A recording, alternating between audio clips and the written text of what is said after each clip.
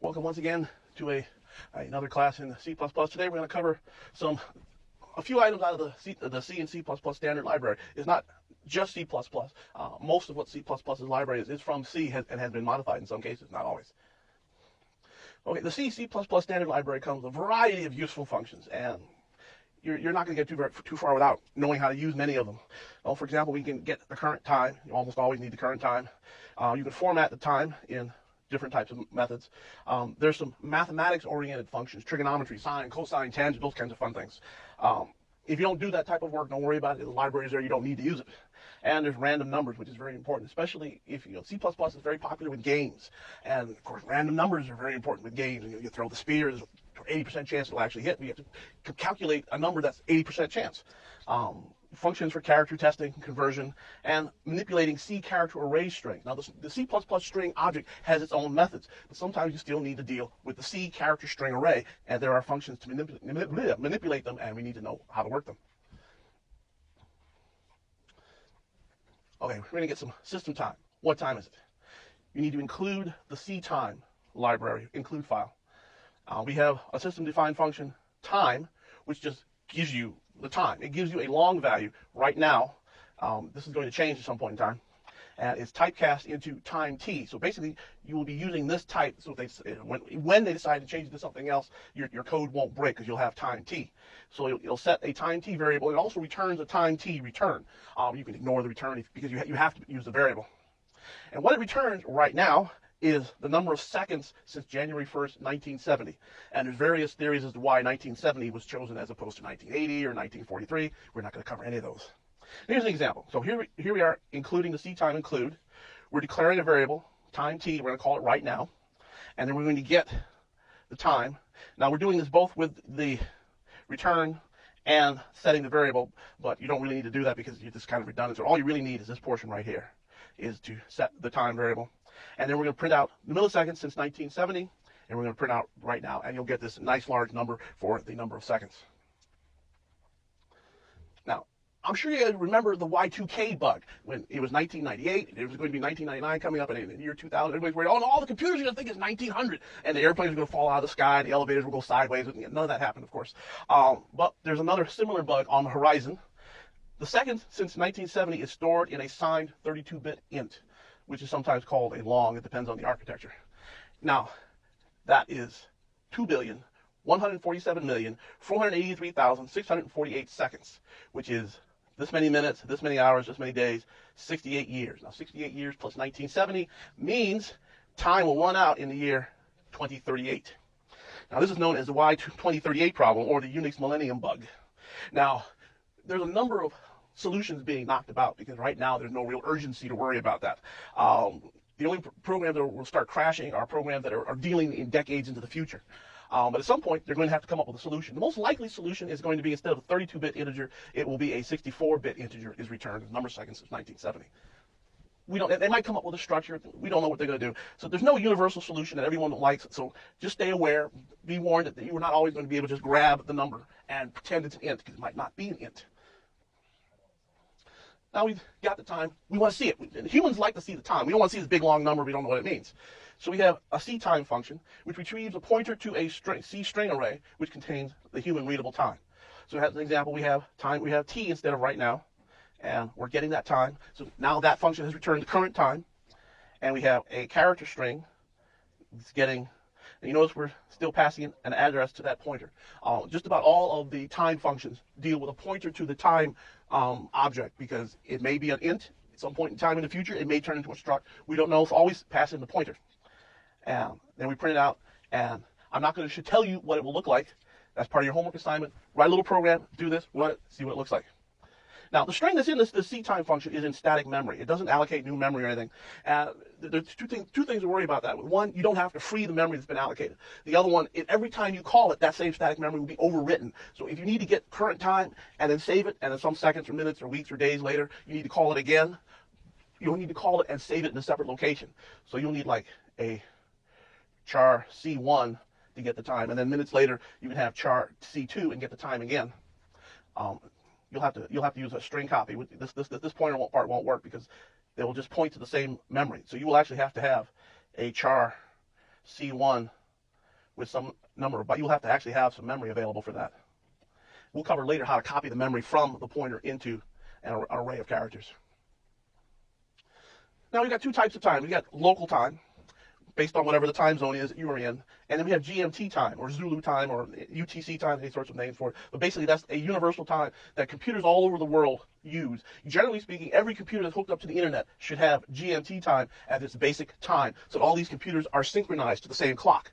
But if you live in Los Angeles, if you live in Rio de Janeiro, if you live in Beijing, you don't care what time it is in England. You want to know what time is it here, and that's where you have local time. So you convert the time t variable into a time structure, which we'll go into a little bit later, that represents the time in your local time zone. GMT time does the same thing, only it's the GMT time over in England or wherever that it happens to be located. So here's an example. We're getting the current time, and then we have the TM structure, and we're declaring a pointer to that structure to get the local time, and we're passing in the current time as a time t object, and we're printing it out. And this is one of the members of that structure is TM underscore W day, which is the day of the week. And so I'll print a number between 0 and 6. 0 is Sunday. Here's actually what the time structure looks like. And we've got some a couple of files that you can download that have got a little more information on this. We have one flag here. Does this particular local area observe daylight saving time? If it doesn't, this will be a -1. If it does observe it, then, or either that or there's not enough information. The system administrator may not have put that into the configuration files of the computer. So when your C++ program runs, it may not be able to find out whether or not you have daylight savings time, in which case you'll get a -1. If it observes daylight time, but right now it's standard time, this will be 0. If it's daylight savings time, this will be 1. The rest of it's pretty straightforward. I'm not going to talk about it right now. Now you want to format the time. You want to format it in such a way that's human readable, that fits whatever your parameters are. Sometimes you want the full day, you want Sunday. Other times you want Sun, S-U-N. You may be printing out a quick calendar, you want S-U, and you want M-O for Monday, etc. We have a function here that will format it under most of the common formatting conventions. To get this, this includes CTime. You need to give it a character string buffer. Now we have one of the download files has got all the various format specifiers. One we're going to look at right here is %x, which gives you today's date. And it'll be in month, day, year, or something like that. There you can do %X, and that'll give you the current time, hours, minutes, seconds. So here we have a buffer to store it in. So we're putting in the buffer. This is the formatting string, and the formatting string happens to include some text. You don't have to include the text. I mean, you could have just said, "Cout today is," for example, and then you could have left that off here. But I decided to do it this way just to show that it can be done that way. And then, of course, your time structure that you got from the local time and the time object that you got from the time function. Let's talk a little bit about our math library. That's included in the CMath include file. You've got your standard trigonometric functions. Now, these happen to be overloaded with double, float, and long double. I'm just showing you the double here because I don't want to make this get too long. So we get the sine, cosine, tangent. If you're familiar with these types of terms because you study trigonometry, great. If you're not, don't worry about it. We have arc sine, we have hyperbolic sine, and of course there's also arc cosine, arc tangent. There's a hyperbolic cosine, hyperbolic tangent. There's an arc tangent 2, which, you've got your angle here where you get the tangent of this angle. You can also get the tangent knowing the x and y of the sides of the triangle. We get our exponent. This is your natural exponent, your natural logarithm, your base 10 logarithm. And again, if you're familiar with these types of terms because you've studied some mathematics, great. If not, don't worry about it. Some more math functions. Mod f works like an integer mod, only it works with floating point numbers. Raise something to a power. So this is like base raised to the exponent. Here's a square root of a number. And here's for rounding. We have a ceiling. If we have 10.5, this will round up to 11. And then floor goes the other way. If we have 10.5, that rounds down to 10. Now we have some standard library functions. C standard lib. There's a few more things you might think might have should have been in the math, but this is not how they did it. So we'll take a character string and we'll convert it to a double. A to F, where F stands for floating point. We have A to I. I stands for integer. We take a character string array, and we convert it to an integer, convert it to a long. A caveat with this, if someone puts in an invalid string, it will just return a 0. So if you say, for example, int A equals A to I, Fred, you get a 0. This will be equal to 0. It will convert as many characters as it can until it gets something that's invalid. So you can say int to I 10,000.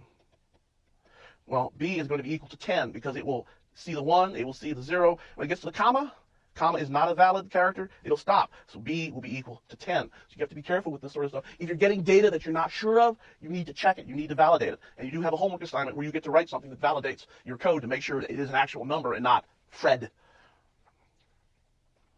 Some more functions for standard library. Your random number generator. One warning about the system random number generator. Every language for computers that I'm aware of, on every computer that has a system standard random number generator, is bunk. They've had a serious study with all of these.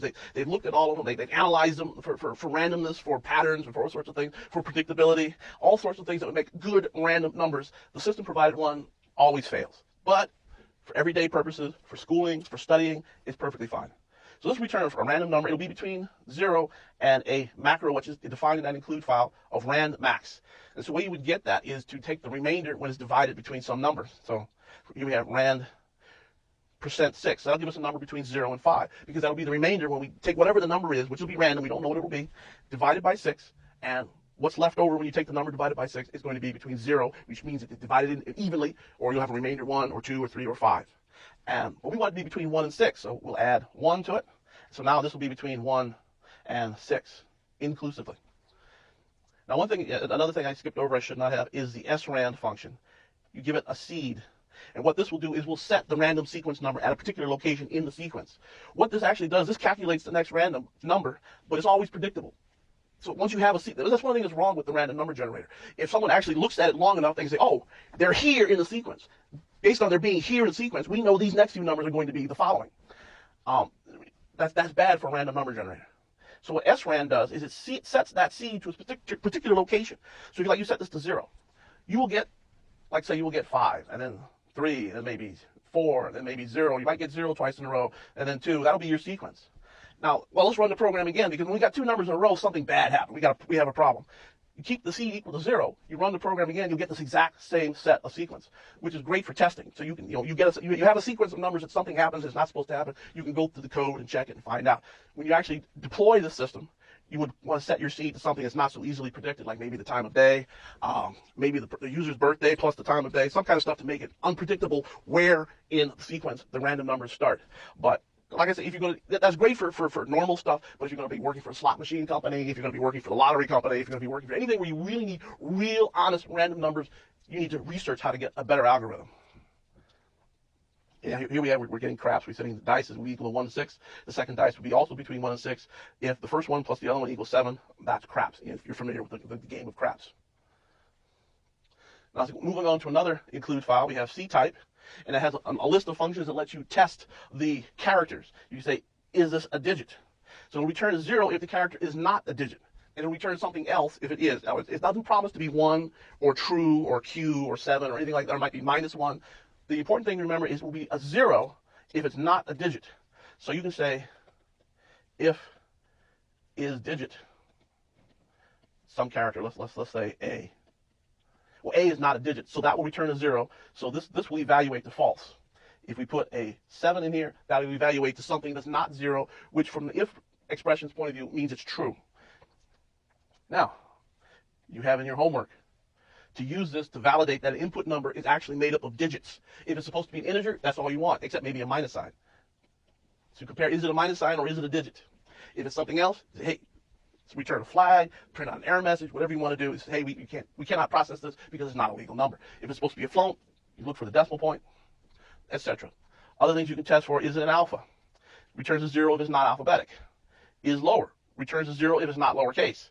Is upper? Returns 0 if it's not uppercase. Which are things which you may or may not need to use for your programs.